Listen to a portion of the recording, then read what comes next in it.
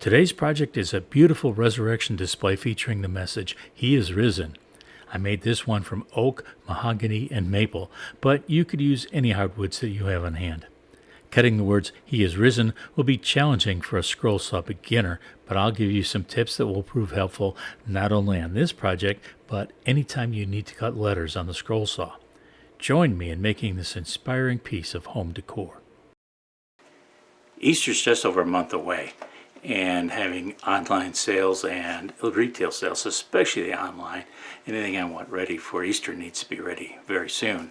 And so I'm going to make half a dozen of this particular project. Came from Steve Good. I'll give you the link in the description. It's a little different than the one I made a couple of years ago. The figures and the rock rolled away from this tomb are 1/4 inch thick material. The rest is all 3/4, and I've got them all ready laid out on the stock and ready to cut, so let's go to the scroll saw. I'm making the back layer from 4/4 mahogany. This wood is a beautiful brown and it's relatively soft. I ran it through the thickness binder to make the surface smoother than how it comes from my hardwood dealer, and that took the thickness down from 3/16 to 3/4 of an inch. I'm using a number 9 Pegasus modified geometry blade for the 3/4 material. I choose my blade size by taking into account the thickness and hardness of the wood, as well as the complexity of the pattern I'll be cutting. For a full discussion on choosing your blade size, I left a link to my video on the subject on the screen and in the description. When the choice is on the border between two sizes, I generally choose the larger blade for the project because I have hundreds of hours of experience on scroll saws, and the larger the blade, the faster I can cut. If you have less experience, you may wish to use a smaller blade to make it easier to cut the tight corners around the crosses in this segment. The only challenging part of cutting this back layer comes right here, cutting the 3 crosses on top of the hill. Each of them has several 90-degree turns, and it takes a bit of skill to cut these accurately. My method is to cut to the intersection and then to back off just enough that the blade is no longer cutting. With the blade still running, I pivot the workpiece 90 degrees so that it's now facing the next direction I want to cut, and then I start pushing the wood into the blade again. I cut the next section and then repeat the procedure every time I get to a right angle turn. I hope you build up your confidence cutting those crosses, because the most challenging part of the project is next, cutting the words, "He is risen." This will be very challenging for someone new to scroll sawing and may even be a bit difficult for someone with experience. I have hundreds of hours of experience with scroll saws, and I have to be patient with this next set of interior cuts. I think these cuts are challenging because they're letters of the alphabet, and if you cut them sloppily, it will be noticeable. No one will say he sure was sloppy cutting those letters, but they will notice that something looks off. I always start at the left of a set of letters and work to the right, just as if I were reading. I'm not sure that makes a difference, but consistency does. Works for me at least. The letter H is all straight lines and 90-degree angles, and those right angles take a bit of skill to produce. I started at the pilot hole. I drilled near one of the corners, cut to the nearest corner, back to the pilot hole, and then cut to the other top corner on that side of the letter. From there, I eased up on the pressure a tiny bit and rotated the workpiece 90 degrees to cut across the top. When I came to the top left corner, I followed the same procedure to make the turn. I eased up the pressure just enough that the blade was no longer cutting, and I turned the workpiece 90 degrees so it was now facing in the next direction I wanted to cut. The blade can turn because most of it rests in the kerf it just created, and the teeth nibble away a little bit of wood from the waist area as the piece is being turned.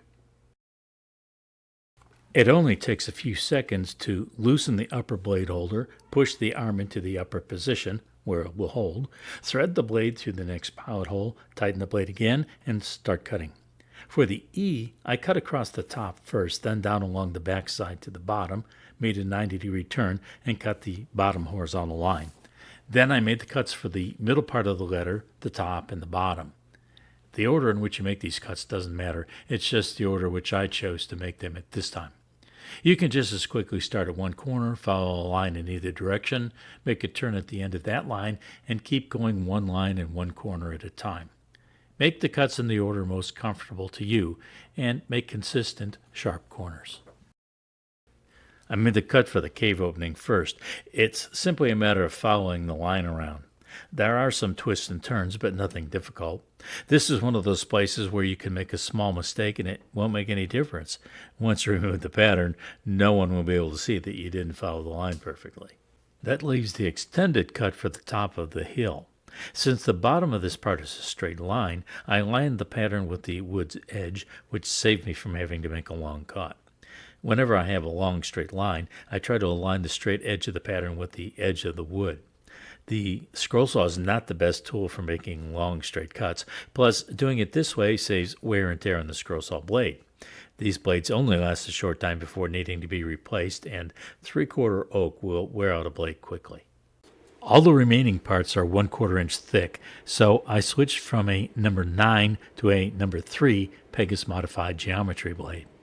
When I switch blades, I tighten the blade only slightly in the top blade holder while slipping the other end into the bottom blade holder under the saw's table. I can usually do this by touch alone. I slip the blade into place and use the thumb screw to secure the connection tightly. Then I release the blade from the upper blade holder, ensure it's properly aligned, and then I tighten the upper blade holder and flip up the tension lever.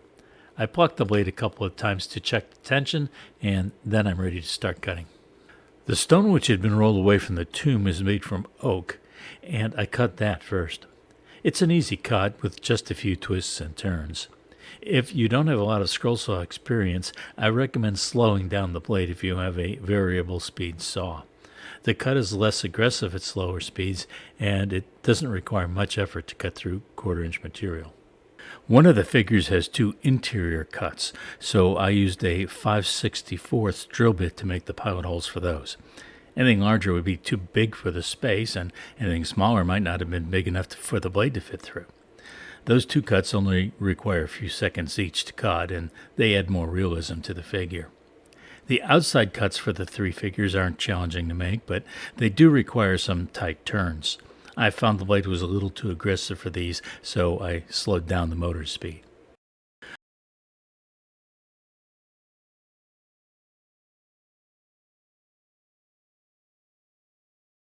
All the parts are cut and it's time for assembly. I added some glue to the back of the oak hill with the words "He has risen" cut from it, and I spread the glue around with my fingertip. Next, I placed this piece against the back hill with the crosses that I had cut from mahogany. After seeing this combination up close, I thought there wasn't enough contrast between the colors of the oak and mahogany. Next time, I'll likely use sapele for the hill with the crosses. I ensured the bottoms of the 2 pieces were aligned, and then I added glue to the backs of the 3 figures and put them in place on the front. Once the glue is dried, I'll take these to my finishing room and add several coats of warm satin spray polyurethane. This makes a fine Easter display, but it can be left up all year long. Cutting the letters may be challenging for someone with little scroll saw experience, so that this project could be made without the letters. This is the 201st video I've uploaded. I'm amazed I've done so many, and I'm thankful for your support. Please give this a like to help me grow the channel, and subscribe if you haven't already done so. Until I release my next project, you can keep occupied by watching one or both of the 2 videos suggested on the screen now.